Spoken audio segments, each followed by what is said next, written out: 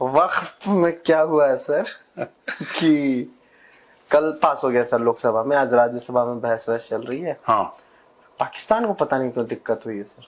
क्या कर रहा है कुछ पाकिस्तान? दर्द हुआ है। हाँ, Indian bill to revamp Muslim land management faces backlash, ये डॉन के आर्टिकल छापा है सर। मैंने इससे पहले 3 तलाक के मुद्दे पर इसी तरह तलवारें खिंची हुई देखी, 370 के मुद्दे पर यही होते देखा, राम जन्मभूमि के मुद्दे पर यही होते देखा।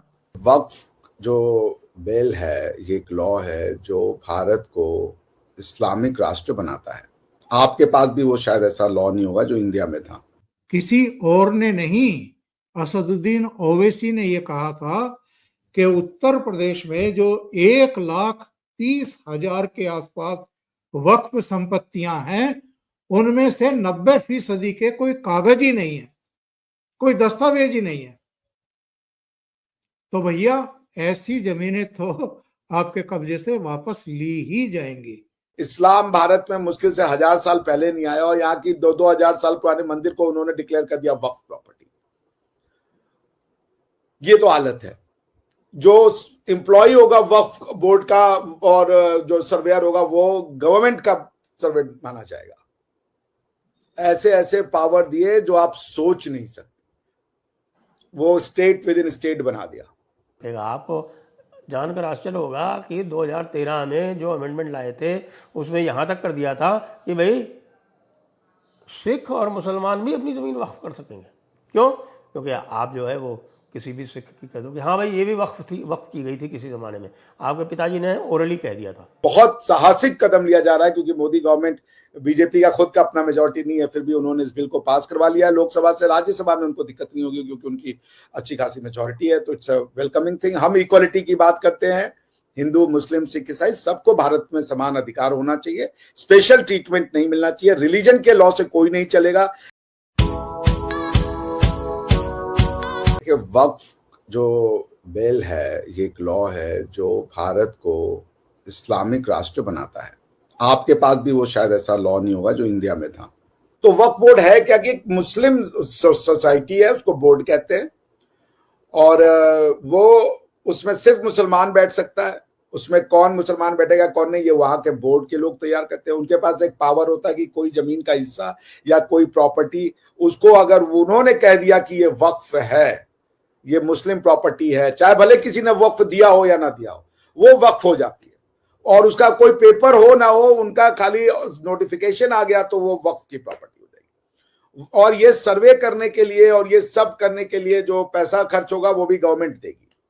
और आपका अगर आपकी प्रॉपर्टी मैंने छीन ली है, आपकी प्रॉपर्टी अगेंस्ट में नोटिफिकेशन है, तो आपकी जिम्मेदारी आप कोर्ट में जाकर के अपना मामला निपटवाइए। अगर आप कोर्ट में नहीं जाते हैं तो वो प्रॉपर्टी वक्फ हो गई। इस्लाम भारत में मुश्किल से 1000 साल पहले नहीं आया और यहाँ की 2-2 हजार साल पुराने मंदिर को उन्होंने डिक्लेयर कर दिया वक्फ प्रॉपर्टी। ये तो हालत है।